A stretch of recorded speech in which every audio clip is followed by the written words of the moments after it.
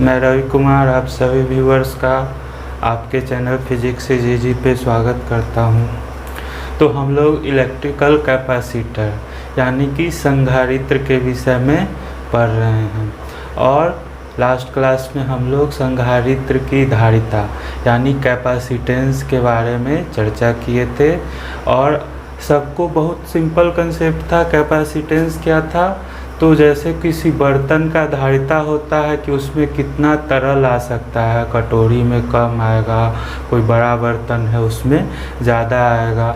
यानी कि उसका क्या है कि अगर बर्तन का धारिता कहते हैं तो तरल उसका रखने का कैपेसिटी है और जैसे जैसे बर्तन में तरल डालते हैं उसका लेवल भी ऊपर उठता जाता है। और सेम यही चीज़ आप कैपेसिटर में पढ़ते हैं कि किसी चालक की धारिता, तो चालक की धारिता या कंडक्टर का कैपेसिटेंस से क्या मतलब होता है कि उसका आवेश संग्रहित करने की क्षमता, यानी कि वह अपने अंदर कितना आवेश ले सकता है। यह हम लोग पिछला क्लास में अच्छा से देखे थे, एकदम सिंपल कंसेप्ट है। और दूसरा चीज़ हम लोग देखे थे कि बर्तन में जैसे जैसे तरल डालते हैं उसका लेवल उठते जाता था। ठीक उसी तरह से अगर किसी चालक पर जैसे जैसे आप आवेश देते हैं उसका क्या होता है, विभव बढ़ता जाता है, यानी कि पोटेंशियल इंक्रीज करते जाता है। तो देखिए दोनों में सिमिलरिटी एकदम है। बर्तन में लेवल उठता है, उसका तल उठता है, यहाँ पे आपका क्या उठता है,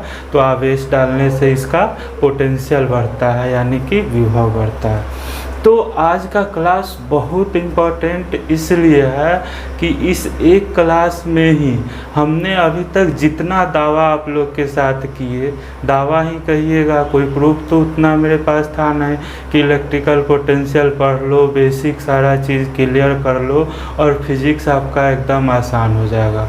तो अभी तक भले ही आपको दावा लगता हो, लेकिन यह क्लास देखने के बाद आपके अंदर से कैपेसिटर का डर तो ख़त्म हो ही जाएगा। पूरा कैपेसिटर हम अभी ही समझा देंगे। पेन पेपर लेके बैठने की आवश्यकता आज के क्लास में नहीं है। जब हम लिखने कहेंगे आप लोग लिखिएगा और एकदम सिंपल हर एक स्टूडेंट को आपको कैपेसिटर का प्रिंसिपल, इसका सिद्धांत, पोटेंशियल एनर्जी, बार बार देखते होंगे स्फेरिकल कैपेसिटर का कैपेसिटेंस या गोलीय संधारित्र की धारिता निकाले 2 नंबर का क्वेश्चन पूछ, तो पूरा कैपेसिटर का कंसेप्ट और एकदम आसानी से आ जाएगा। लेकिन किसकी बदौलत आएगा? इलेक्ट्रिक पोटेंशियल और इलेक्ट्रिक पोटेंशियल एनर्जी। तो यह पोटेंशियल और पोटेंशियल एनर्जी इसी का खेला अभी से सारा चैप्टर देखिएगा कि आप लोग का एकदम आसान कर देगा, फिजिक्स को एकदम रुचिकर बना देगा, मज़ा आएगा आप लोग को पढ़ने में। तो वीडियो आप लोग को पूरा ध्यान से देखना है और थोड़ा सा आप लोग याद कीजिए कि पोटेंशियल या विभव को कैसे परिभाषित किए थे, एकदम याद कीजिए अच्छा से क्या कर रहे थे। तो अनंत से एकांक धनावेश को किसी बिंदु तक लाने में जो कार्य करना पड़ता है, जो वर्क करना पड़ता है, वही उस बिंदु का क्या कहलाता था? पोटेंशियल कहलाता था या विभव कहलाता था। और अगर 2 बिंदु के बीच अगर विभवांतर करते थे तो एक बिंदु से दूसरे बिंदु तक एकांक धनावेश को ले जाने में जो कार्य करना पड़े वही उन दोनों बिंदुओं के बीच विभवांतर कहलाता था। और जब आपको विभव पता है, मतलब एकांक धनावेश को लाने में किया गया कार्य पता है, तो क्यू आवेश को लाने में कितना कार्य होगा, तो विभव में क्यू से गुना कर देते थे। तो याद करो कि कोई बिंदु आवेश था और कोई पॉइंट चार्ज क्यू है और इससे r दूरी पे वोल्टेज या विभव क्या होता था, 1/4 पाई एप्सिलॉन नॉट Q/R। और वही अगर 2 आवेश आपका इधर Q1 दे दिया, इधर Q2 दे दिया और कह रहा था कि दोनों के निकाय का इलेक्ट्रिकल पोटेंशियल एनर्जी क्या होगा, तो Q1 आवेश के कारण R बिंदु पे विभव क्या हो जाएगा, 1/4 पाई एप्सिलॉन नॉट Q1/R। मतलब क्या हुआ कि एकांक धन आवेश को अनंत से यहाँ तक लाने में Q1 के क्षेत्र में आपका कार्य करना पड़ा 1/4πε0 Q1/R।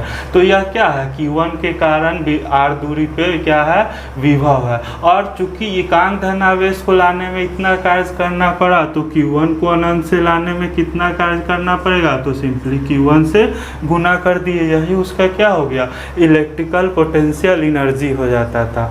तो विद्युत विभव और विद्युत इलेक्ट्रिकल पोटेंशियल एनर्जी यानी कि उसका है, दोनों क्या है, एकदम एक दूसरे से रिलेटेड ही है। और एक्चुअल में क्या है, वर्क है। यानी कि अगर विभव की चर्चा करते हैं तो एकांक धन आवेश को अनंत से वहाँ तक लाने में किया गया कार्य, और अगर इलेक्ट्रिकल पोटेंशियल एनर्जी की चर्चा करते हैं तो क्या होता है, तो Q धन आवेश या Q2 आवेश को लाने में जितना कार्य करना पड़ा तो पोटेंशियल पता रहता है, या Q2 से उसमें गुना कर देते हैं। तो एक्चुअल में सारा खेल यहाँ पे क्या हो रहा है, वर्क का हो रहा है। यह चीज़ आप लोग अच्छा से समझ चुके हैं, इसमें कोई किसी को कंफ्यूजन नहीं होना चाहिए। अब हम लोग आ जाते हैं कैपेसिटर पे। तो कैपेसिटर का सिद्धांत, आपका हेडिंग लिख दिए हैं संधारित्र तथा इसका सिद्धांत, कैपेसिटर एंड इट्स प्रिंसिपल। तो सबसे पहले हम लोग समझते हैं कि कैपेसिटर या संधारित्र यह है क्या, इसका क्या आवश्यकता है, क्या नीड है। तो बहुत सिंपली समझ लेना हमको कि कोई भी कंडक्टर है, ठीक है, जैसे मान लो कि यह एक चालक है, तो इसका कुछ कैपेसिटी है। जैसे कोई भी बर्तन आप लेते हैं, कटोरी हो, चम्मच हो, गिलास हो, बाल्टी हो, तो उसमें क्या होता है, कुछ क्षमता होता है अपने अंदर तरल को रखने का, कि यह इतना लीटर इतना ग्राम तरल अपने अंदर रख सकता है। उसी तरह से कोई भी हम चालक लेते हैं, कोई भी कंडक्टर लेते हैं, किसी भी शेप और साइज का हो, तो उसके अंदर भी क्या होता है कि अपने अंदर आवेश को लेने का कुछ क्षमता होता है, और वही क्षमता उसका क्या कहते थे, कैपेसिटेंस या उसकी धारिता C कहते थे। इसमें कोई दिक्कत नहीं है।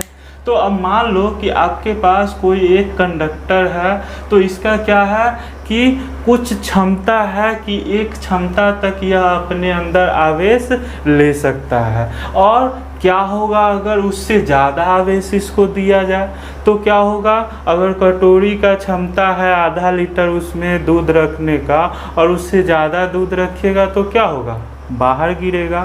सेम वही चीज़ आपको चालक के साथ भी हो रहा है, कंडक्टर के साथ भी हो रहा है। क्या हो रहा है, ध्यान से समझिए। मान लो कि कोई आपके पास एक चालक है, इस तरह से कंडक्टर रख दिए, और शुरू में इस पे कोई आवेश नहीं है या अनावेशित है।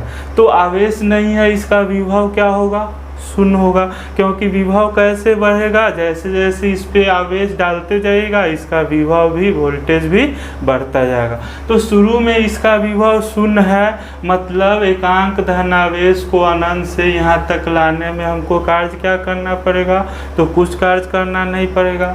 तो मान लो कि इनिशियली इसमें थोड़ा थोड़ा स्टेप में हम एकदम स्मॉल अमाउंट में इसको कहते हैं dq, या Q1 कह लीजिए, Q2 कह लीजिए, जो कि एकदम छोटा आवेश का बहुत छोटा छोटा मात्रा में हम क्या कर रहे हैं, इसको आवेश देते जा रहे हैं। शुरू में थोड़ा सा आवेश दे दिए dq, फिर और dq ला के दे दिए, फिर और dq ला के दे दिए। तो इसको क्या कर रहे हैं कि ग्रेजुअली इसका आवेश को हम धीरे धीरे बढ़ा रहे हैं। तो पहला पोर्शन जो आवेश का देना पड़ा, चूँकि शुरू में इसका पोटेंशियल क्या था, 0 था, तो पहला dq आवेश देने में हमको कोई वर्क इस पे नहीं करना पड़ा। अब चूँकि अब इसके पास कुछ आवेश हो गया Q, अब इसके बाद अगर इस पे डालेंगे तो अब इसका कुछ पोटेंशियल भी है, और पोटेंशियल है मतलब क्या होगा कि अब अगला पोर्शन जो इस पे आवेश दीजिएगा तो इस आवेश के विरुद्ध आपको कुछ काम करना पड़ेगा। अच्छा से यहीं पे आप लोग समझ लीजिए, फिर कोई दिक्कत नहीं होगा। कि मान लीजिए कि शुरू में यह अनावेशित है, इस पे कोई आवेश नहीं है, तो कोई आवेश नहीं है, विभव इसका 0 है। पहला पोर्शन इसमें आप छोटा सा चार्ज दे दिए, क्यू ला के इस पे दे दिए। अब इस पे क्या हो गया, तो प्लस क्यू आवेश हो गया। अब अगर इस पे प्लस क्यू आवेश हो गया, इस तरह से आवेश चालक है, तो इसके पूरा पृष्ठ पे क्या हो जाएगा, एक समान रूप से वितरित हो गया। तो शुरू में तो इसका वोल्टेज क्या था, 0 था, लेकिन अब चूंकि इस पे क्यू आवेश आ गया है और आपको पता है Q बराबर क्या होता है, CV। यह लास्ट क्लास में हम लोग चर्चा कर चुके हैं। और यहाँ से V बराबर क्या हो जाएगा, Q/C। तो शुरू में इसका वोल्टेज भी क्या था, तो Q 0 था, तो इसका वोल्टेज भी क्या था, विभव भी क्या था, 0 था। अब इसमें छोटा सा आवेश लाके पहला खेप में Q आवेश रखे, तो अब इसका वोल्टेज क्या हो गया, Q/C।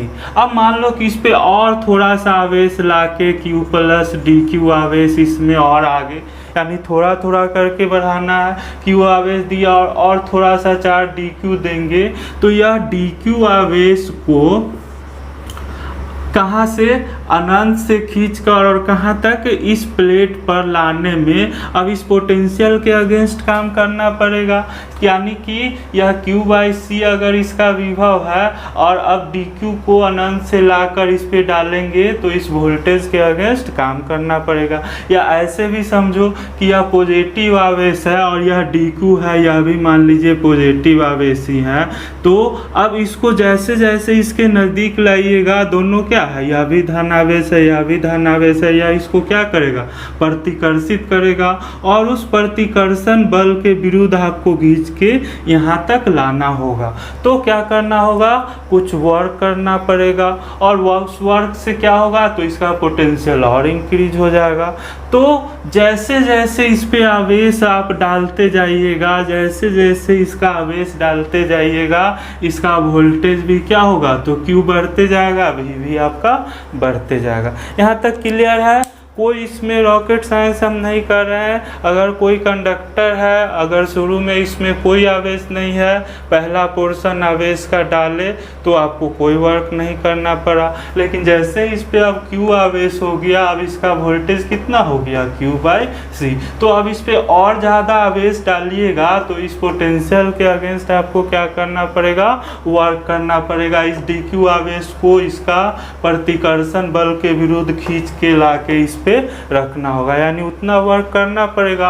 और उतना वर्क आपका फिर पोटेंशियल को क्या कर देगा, इंक्रीज कर देगा। तो जैसे जैसे कंडक्टर पे आप आवेश डालते जाते हैं, इसका पोटेंशियल या विभव क्या होता है, बढ़ते जाएगा, बढ़ते जाएगा। यहाँ तक एकदम क्लियर है। तो अगर कोई अकेला चालक है, अगर कोई सिंगल कंडक्टर है, तो इसका विभव क्या है, बहुत तेज़ी से बढ़ेगा। यानी कि इसके अंदर आवेश संग्रह करने की क्षमता बहुत कम है। जैसे कोई छोटा सा चम्मच है, तो बहुत कम उसमें आपका तरल जमा हो सकता है। तो वैसे ही कोई अकेला कंडक्टर अगर है, तो उसके आवेश को संग्रह करने की क्षमता बहुत कम होती है। क्यों कम होती है, क्योंकि जैसे ही उस पर आवेश आप डालना शुरू करते हैं, उसका वोल्टेज क्या होता है, तेज़ी से बढ़ने लगता है। अब कोई कंडक्टर कहाँ पे रखे हैं, इस बात पे भी निर्भर है। अगर वायु में रखे हैं, तो वायु की विद्युतशीलता का भी एक लिमिट है कि इतना वोल्टेज तक वायु आपका क्या है, कुचालक है, इंसुलेटर है। और जैसे ही उससे ज़्यादा वोल्टेज बढ़ेगा, तो वायु भी सुचालक की तरह व्यवहार करता है। जैसे आप लोग देखते होंगे बादल में बिजली चमकता है, तो वह बिजली कहाँ है, बादल तो हवा में है, वायु में है, लेकिन फिर भी बिजली आपका वायु से होते हुए ज़मीन तक पहुँच जाता है ना। तो अगर वोल्टेज बहुत हाई हो, बादल में क्या होता है, बहुत हाई वोल्टेज पैदा होता है। और जब वोल्टेज बहुत ज़्यादा अधिक हो, तो वायु आपका जो कि ऐसे क्या है, कुचालक है, वायु से विद्युत धारा प्रवाहित नहीं होती है समान तौर पर। लेकिन जब हाई वोल्टेज हो जाता है, बहुत उच्च विभव हो जाता है, तो वायु भी क्या हो जाता है, सुचालक की तरह व्यवहार करने लगता है। और देखते हैं कि बादल से बिजली निकला और वायु से होते हुए कहाँ तक पहुँच गया, धरातल तक पहुँच गया। तो कंसेप्ट केवल आपको लेना है कि अगर कोई अकेला कंडक्टर है तो इसमें जैसे ही आवेश डालते हैं इसका विभव तेजी से, वोल्टेज बहुत तेजी से बढ़ने लगता है और बहुत जल्दी यानी बहुत कम आवेश देने से ही इसका विभव इतना अधिक हो जाता है कि अब उससे ज़्यादा थोड़ा भी आवेश दीजिएगा कि वह हवा में डिस्चार्ज हो जाएगा। चूँकि इसका वोल्टेज जैसे बादल में हाई वोल्टेज हो गया था तो क्या होता था, बिजली वायु से होकर भी ज़मीन तक पहुंच जाता था। ठीक उसी तरह से अगर इस कंडक्टर को आपने हवा में रखा है और एक सीमा से, इसका एक लिमिट से जैसे ही वोल्टेज ज़्यादा बढ़ेगा कि यह क्या हो जाएगा कि उस एक्स्ट्रा आवेश जो एक्स्ट्रा चार्ज जो दीजिएगा उसको यह क्या करने लगेगा, हवा में विसर्जित करने लगेगा। मतलब कि उसको यह एक्सेप्ट अब नहीं करेगा। क्लियर है? सब लोग ध्यान से समझिए इस चीज़ को। जैसे कटोरी में अगर तरल रखते थे और कटोरी की क्षमता से अधिक तरल डाल दिए तो क्या होता था, कटोरी से बाहर छलकने लगेगा। ठीक वही केस है कि कोई अगर चालक है, अकेला कंडक्टर है, इस पे जैसे जैसे आवेश दे रहे हैं इसका वोल्टेज क्या हो रहा है, बढ़ते जा रहा है और बहुत जल्दी इसका वोल्टेज, चूँकि अकेला कंडक्टर है, इसका कैपेसिटी आवेश संग्रहित करने का बहुत कम है, तो बहुत जल्दी इसका वोल्टेज इतना अधिक हो जाएगा कि वह हवा में विसर्जित होने लगेगा। अब वह उससे ज़्यादा आवेश को अपने अंदर समाहित नहीं कर सकेगा। यहाँ तक एकदम अच्छा से अगर समझ गए हो तब हम लोग कैपेसिटर पर आते हैं कि कैपेसिटर वास्तव में है क्या, संधारित्र वास्तव में है क्या। तो संधारित्र एक युक्ति है, युक्ति है मतलब डिवाइस है। Capacitor is a device. तो संधारित्र एक युक्ति है और किस चीज़ का युक्ति है, तो आप लोग को समझ में आ रहा होगा किस चीज़ का युक्ति है, आवेश को संग्रहित करने की युक्ति है। लेकिन युक्ति है, कोई डिवाइस बनाते हैं, कोई मशीन बनाते हैं तो कुछ खास प्रयोग के लिए बनाते हैं, उसका कुछ स्पेशल एप्लीकेशन होता है। कैपेसिटर का भी देखते हैं कितना सारा एप्लीकेशन है। तो कैपेसिटर में क्या है कि कम जगह में और आवेश की बड़ी मात्रा, ध्यान से समझिए, कम स्पेस में बहुत छोटा सा कैपेसिटर होगा, बहुत छोटा साइज का होगा, तभी तो उसको मोबाइल में, रेडियो में, अलग अलग एप्लीकेशन में लगा पाइएगा। तो बहुत कम स्पेस में और बहुत ज़्यादा आवेश को संग्रहित करने की युक्ति ही क्या कहलाती है, संधारित्र कहलाती है। ध्यान से समझ लीजिए। यानी हम लोग का टारगेट क्या है कैपेसिटर चैप्टर का या संधारित्र चैप्टर का, क्या लक्ष्य है कि हमको कम स्पेस में, कम जगह में और आवेश की बड़ी मात्रा को भंडारित कर लेना है। और उसी युक्ति का नाम क्या हो गया, कैपेसिटर हो गया, संधारित्र हो गया। तो अब अभी तक हमने जो देखा कि अगर अकेला कंडक्टर आपका था, एक अकेला कंडक्टर अगर था तो क्या हो रहा था कि इसका जैसे ही इसको आवेशित करना शुरू करते थे, इस पे आवेश डालना शुरू करते थे, इसका वोल्टेज क्या होता था, बहुत तेज़ी से इंक्रीज करता था और बहुत जल्दी, बहुत कम आवेश डालने पे ही इसका वोल्टेज एक ऐसा लिमिट पर आ गया कि उससे ज़्यादा आवेश जैसे ही डालते थे वह यह क्या करता था, हवा में विसर्जित करने लगता था, क्योंकि उसका वोल्टेज इतना हाई हो गया कि अब वायु उसको नहीं रोक पाती थी और वह हवा में विसर्जित होने लगता था। तो हमारा लक्ष्य क्या है, लक्ष्य कभी नहीं भूलना चाहिए। हमारा लक्ष्य है कि इस कंडक्टर पे हमको ज़्यादा से ज़्यादा आवेश और कम से कम जगह में, कम से कम आयतन में संग्रहित कर लेना है। अब वैज्ञानिक लोग, सब लोग इस पे खोज करने लगा, रिसर्च करने लगा कि भाई हमको आवेश स्टोर करना है और अगर अकेला चालक लेते हैं अलग अलग साइज का, अलग अलग शेप का, अलग अलग आकृति का सिंगल कंडक्टर लेके और परीक्षण करना चालू किया। देखता था कि अरे थोड़ा सा आवेश रख के इसका वोल्टेज इतना हाई हो गया कि उससे ज़्यादा आवेश देते हैं कि यह उसको स्टोर नहीं कर पाता है, वह हवा में विसर्जित होने लगता है। तो क्या दिमाग यहाँ पे लगाता है, यह देखिए कि बिल्कुल इस कंडक्टर के सामने में एक दूसरा कंडक्टर रख दिया। ध्यान से देखिए, एक चालक था, इसका कैपेसिटी अभी बहुत कम था, आवेश को संग्रहित करने की क्षमता इसकी बहुत कम थी। अब इसको बढ़ाने के लिए क्या किया कि इस चालक के समीप सेम एक दूसरा चालक इस तरह से रख दिया। और यही फिगर देखिएगा आप लोग समांतर पट संधारित्र में, पैरेलल प्लेट कैपेसिटर में भी। अब यहाँ पे क्या मज़ेदार बात होगा, देखिए आप लोग को कहे थे कि होमवर्क में चार्जिंग ड्यू टू इंडक्शन में जो कहे थे कि कोई अनावेशित चालक को प्रेरण की विधि से विद्युत प्रेरण से आवेशित करने का वर्णन करे। 3 फिगर 3 स्टेप में किए थे, होप आप लोग किए ही होंगे। तो नहीं किए होंगे तो देख जरूर लीजिएगा। तो अब क्या होगा कि हमारा लक्ष्य था कि हमको कम स्पेस में, कम जगह में ज़्यादा से ज़्यादा आवेश को संग्रहित करना है। और अकेला कंडक्टर का कैपेसिटी देखे हम लोग रिसर्च करके कि बहुत कम है, बहुत कम में आवेश में ही अलबला जाता है और उसको बाहर निकालने लगता है, अपने में संग्रहित नहीं कर पाता है। तो क्या किया कि इसके सामने एक दूसरा चालक रख दिया, दूसरा कंडक्टर रख दिया। अब क्या होगा, तो इलेक्ट्रोस्टैटिक इंडक्शन यानी विद्युत प्रेरण के कारण क्या हो जाएगा, देख लो।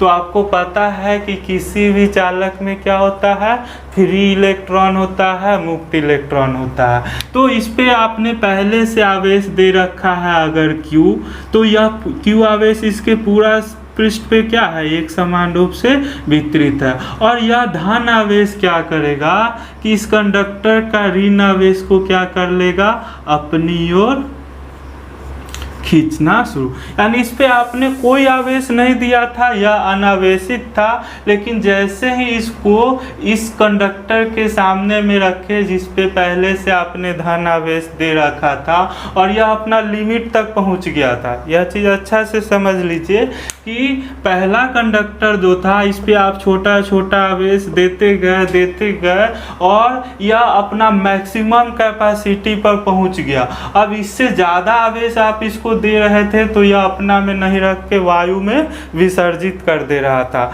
तो अब हमको लक्ष्य क्या था कि हमको और ज़्यादा आवेश संग्रह करना था, जो कि यह एक्सेप्ट नहीं कर रहा था, उसको स्वीकार नहीं कर रहा था। चूँकि इसका वोल्टेज इतना हाई हो गया था, इसका भी इतना ज़्यादा बढ़ गया था कि अब इससे ज़्यादा आवेश दे रहे थे तो यह क्या हो रहा था, हवा में उसको विसर्जित कर रहा था।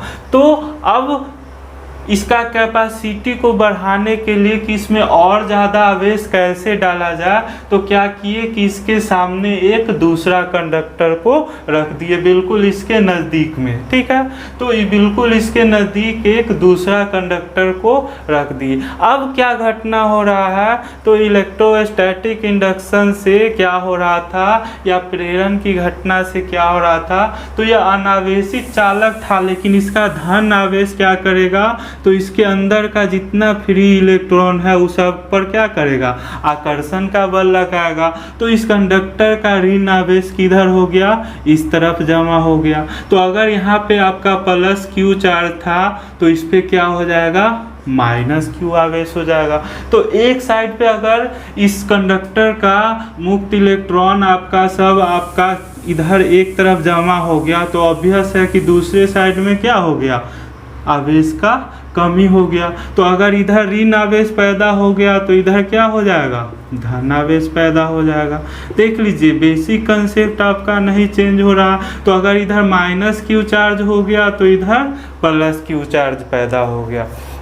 तो आवेश का संरक्षण का सिद्धांत भी आपने पढ़ा है कि आवेश ना तो पैदा होता है ना ही नष्ट होता है। तो अगर यह शुरू में अनावेशित था यानी इसका नेट चार्ज 0 था, तो अभी भी इसका नेट चार्ज देखिए -q + q क्या हो जाएगा, 0 ही हो जाएगा।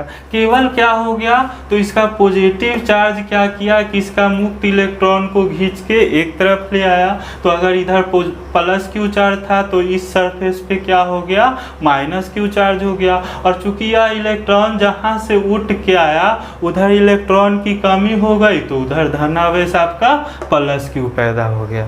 अब इस घटना से आपका जो इसका कैपेसिटेंस था, इस कंडक्टर की धारिता था, उस पर क्या प्रभाव पड़ा, इसको पोटेंशियल के टर्म में आप लोग समझने का कोशिश कीजिए। ध्यान से देखिए, बहुत मज़ेदार है। और अब क्या हो रहा है कि शुरू में याद कीजिए क्या कहे कि यह मैक्सिमम आवेश अपना अंदर ले चुका था, इससे ज़्यादा आवेश अगर इसको दे रहे थे तो यह स्वीकार नहीं कर रहा था। लेकिन इसके सामने अगर आपने कोई दूसरा चालक रख दिया तो प्रेरण की घटना से क्या हो गया, तो इसके समीप वाला पृष्ठ पे -q आवेश हो गया और दूरवर्ती पृष्ठ पे +q आवेश हो गया। यहाँ तक क्लियर है। अब क्या होगा कि इस -q आवेश के कारण यहाँ पे पोटेंशियल क्या होगा, तो निगेटिव चार्ज है, इसका पोटेंशियल क्या कर देगा, घटा देगा। याद करो पोटेंशियल क्या कहते, अदिश राशि है और अलग अलग चार्ज है तो सभी का पोटेंशियल अलग अलग निकालते हैं और सबको जोड़ देते हैं। तो मान लो कि यहाँ पर +q आवेश के कारण इसका पोटेंशियल मान लेते हैं भी हो गया था। अब यह -q आवेश के कारण क्या हो जाएगा, तो v -1/4 pi epsilon not q/r, या कुछ भी होगा, या निगेटिव आवेश इसका पोटेंशियल को क्या करेगा, कुछ घटा देगा। लेकिन साथ में कहिएगा कि सर यह पॉजिटिव आवेश भी है, तो यह पॉजिटिव आवेश इसका पोटेंशियल को फिर बढ़ा भी देगा, 1/4 पाई एप्सिलॉन नॉट q/r।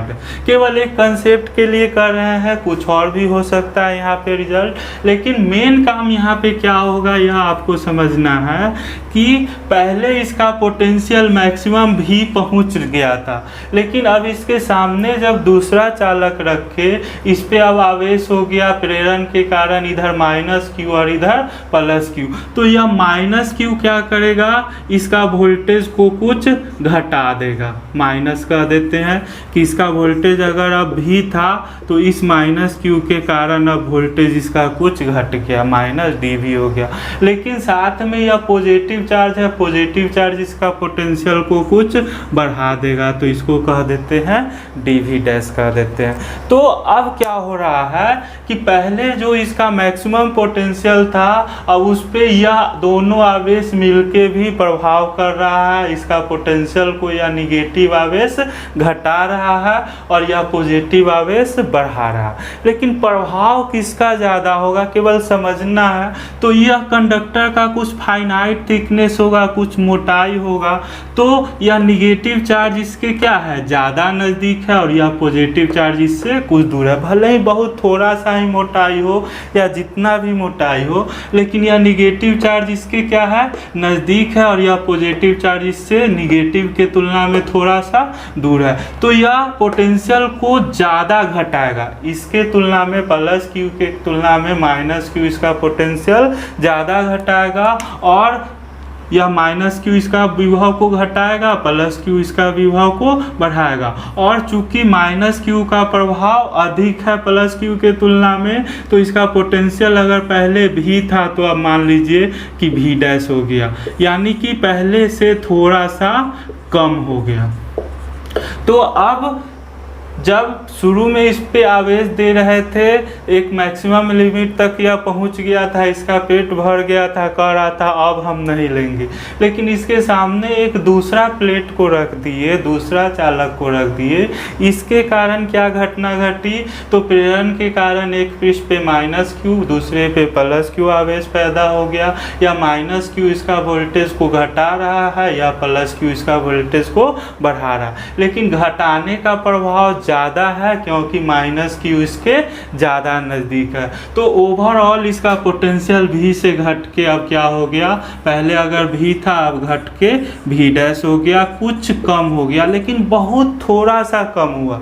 लेकिन फिर भी जब अगर इसका वोल्टेज V से अब थोड़ा सा कम हो गया तो और इस पे अब कुछ आवेश डाल सकते हैं, थोड़ा सा और आवेश यह लेगा और जैसे जैसे फिर आवेश दीजिएगा फिर यह बढ़ के वापस से अपना मैक्सिमम V पर पहुंच जाएगा और जैसे ही वापस से V पर यह पहुंच जाएगा फिर यह कहेगा कि नहीं अब इससे ज़्यादा आवेश हम नहीं लेंगे। ध्यान से समझो, फिर से बार बार कर रहे हैं, कैपेसिटर का सिद्धांत अच्छा से समझ लेना है। अकेला चालक था, आवेश आप इस पे दिए, वोल्टेज बढ़ते गया, एक मैक्सिमम वोल्टेज V के बाद यह आवेश लेना बंद कर दिया, उसको हवा में विसर्जित करने लगा और हमारा लक्ष्य था कि ज़्यादा से ज़्यादा आवेश इस पे जमा करें। तो उसके लिए क्या किए कि इसके सामने एक दूसरा चालक को रख दिए। प्रेरण के कारण इसका प्लस क्यू था, सारा माइनस निगेटिव, फिर इलेक्ट्रॉन को इधर खींच लिया तो इधर माइनस क्यू आवेश हो गया, इधर कमी हो गया, इधर प्लस क्यू आवेश हो गया। तो यह माइनस क्यू इसका वोल्टेज V को क्या कर रहा है, कुछ कम कर रहा है, किसके कारण, माइनस क्यू के कारण। लेकिन साथ में प्लस क्यू भी है तो प्लस क्यू इसका वोल्टेज को क्या कर दे रहा है, तो कुछ बढ़ा रहा है, एक कम कर रहा है माइनस क्यू इसका वोल्टेज और प्लस क्यू बढ़ा भी रहा। लेकिन माइनस क्यू का प्रभाव इस पे ज़्यादा पड़ेगा, यानी वोल्टेज इसका ज़्यादा घटेगा। क्यों ज़्यादा घटेगा, क्योंकि माइनस क्यू प्लस क्यू के तुलना में इसके ज़्यादा नज़दीक है। तो ओवरऑल इसका वोल्टेज V से घट के अब V डैश हो गया। तो अगर V डैश वोल्टेज हो गया तो वापस से अब यह चार्ज एक्सेप्ट करना शुरू कर देगा, वापस से फिर यह चार्ज लेने लगेगा और कब तक लेगा, जब तक कि फिर से इसका वोल्टेज V नहीं हो जाता। जैसे ही इसका वोल्टेज V होगा वापस से यह चार्ज लेना बंद कर देगा। तो हम लोग जो टेक्निक लगा यह थोड़ा सा तो कारगर हुआ, यानी कि पहले अगर यह जितना आवेश ले पा रहा था उससे कुछ ज़्यादा आवेश यह अब स्वीकार करने लगा। क्यों, क्योंकि इसके सामने एक दूसरा कंडक्टर रख दिए। लेकिन अभी इससे हमारा काम नहीं हुआ है क्योंकि इसका क्षमता बहुत थोड़ा सा इंक्रीज किया है, बहुत ज़्यादा प्रभाव नहीं पड़ा। तो थोड़ा सा आप लोग लेमैन की तरह सोचो कि यह माइनस क्यू था तो इसका वोल्टेज को काफ़ी घटा दे रहा था, लेकिन जितना ही घटाने का काम किया उतना ही लगभग यह बढ़ा भी दे रहा था। दोनों का जितना थिकनेस मोटाई था तो इस कारण से इसका प्रभाव थोड़ा सा कम पड़ रहा था। तो वोल्टेज भी स्लाइटली घट रहा था, नाम मात्र का घट रहा था, लेकिन कुछ तो यह एक्स्ट्रा चार्ज ले पा रहा था। लेकिन अगर आप लोग एक साइंस के स्टूडेंट हैं और इस तरह से सोचा जाए कि इसका अगर यह क्यू चार्ज यहाँ रहता ही नहीं, सोचो अगर यह प्लस क्यू यहाँ रहता ही नहीं, केवल माइनस क्यू चार्ज रहता, तब क्या होता, तब तो केवल घटाने का ही काम होता, बढ़ाने वाला काम तो नहीं होता। तो इसका वोल्टेज क्या होता, काफ़ी लो हो जाता। तो अब हमको सोचना है कि यह प्लस क्यू चार्ज यहाँ से अगर हट जाए तब क्या होगा, केवल माइनस क्यू चार्ज इसका वोल्टेज घटाएगा और काफ़ी अब यह प्रभावशाली हो जाएगा, काफ़ी ज़्यादा वोल्टेज घट जाएगा, फिर और बहुत सारा आवेश इसको आप दे सकते हैं जब तक कि फिर से वोल्टेज भी ना हो जाए। तो यह प्लस क्यू चार्ज को कैसे हटाया जाए, याद करो इंडक्शन में हम लोग क्या किए थे, तो दूसरा प्लेट को क्या कर दिए थे, भूमिकृत कर दिए थे। इसको क्या कर दिए थे, भूमिकृत कर दिए थे। इसको कहते हैं अर्थिंग। और कुछ नहीं किए थे, सेकेंड प्लेट का जो तार दूसरा कंडक्टर था उसको क्या किए, तो कोई चालक तार से किसमें जोड़ दिए, जमीन से संपर्क कर दिए। अब जमीन से क्या होगा, फ्री इलेक्ट्रॉन जाएगा और जितना धन आवेश है उस सबको न्यूट्रलाइज कर देगा। देख लीजिए, तो जैसे ही आप इसको जमीन से भूमिकृत किए, जमीन से इलेक्ट्रॉन आके और इसका सभी धन आवेश को क्या कर दिया, न्यूट्रलाइज कर दिया। लेकिन यह ऋण आवेश तो चूंकि इस धन आवेश के आकर्षण में बंधा है तो यह ऋण आवेश तो अभी भी रह गया, लेकिन सारा धन आवेश को जमीन से इलेक्ट्रॉन जाके न्यूट्रलाइज कर दिया। अब मज़ेदार हो गया, चूंकि केवल -q आवेश बचा है तो अगर इसका वोल्टेज भी था तो इसका वोल्टेज को यह काफ़ी घटा देगा, उसमें काफ़ी कमी ला देगा। तो अब इसका वोल्टेज काफ़ी कम गया, वापस से यह बहुत सारा आवेश अपने अंदर लेगा, जबकि फिर से इसका वोल्टेज भी ना हो जाए। तो देख लीजिए, यही युक्ति जो आप देख रहे हैं कि दो कंडक्टर को आसपास रखे हैं और दूसरा कंडक्टर को क्या कर दिए हैं, ज़मीन से संपर्कित कर दिए हैं, भू संपर्कित कर दिए हैं, और यही आपका क्या बन जाता है, संधारित्र बन जाता है। और क्यों बन जाता है, क्योंकि अब यह बहुत कम स्पेस में बहुत ज़्यादा आवेश को अपने अंदर संग्रहित कर सकता है। तो आज हम कोशिश किए हैं कि आप लोग इसका प्रिंसिपल को अच्छा से समझ जाइए। एक बार दो बार वीडियो आप रिवाइज करके ज़रूर देखिएगा, और फिर बाकी का काम भी एकदम आसान है। पोटेंशियल का कंसेप्ट है, पोटेंशियल एनर्जी निकालेंगे, गोलीय चालक की धारिता निकालेंगे, जो सब आपका पूछते रहता है एग्जाम में आसानी से, कोई दिक्कत आप लोग को नहीं होगा। मेन प्रिंसिपल कैपेसिटर का क्या है, तो कम आयतन में कम जगह में ज़्यादा आवेश संग्रहित करना। तो अच्छा से आप लोग वीडियो देखते जाइए, ठीक से रिवाइज कीजिए, और हम फिर इसको जब लिखाएंगे तब भी एक बार फिर अच्छा से आप लोग को समझाएंगे, और बहुत आसान होने वाला है। क्लासरूम भी आप लोग का खुलने ही वाला है, धीरे धीरे खुलेगा ही। तो सब लोग अपना पढ़ाई जारी रखिए। धन्यवाद।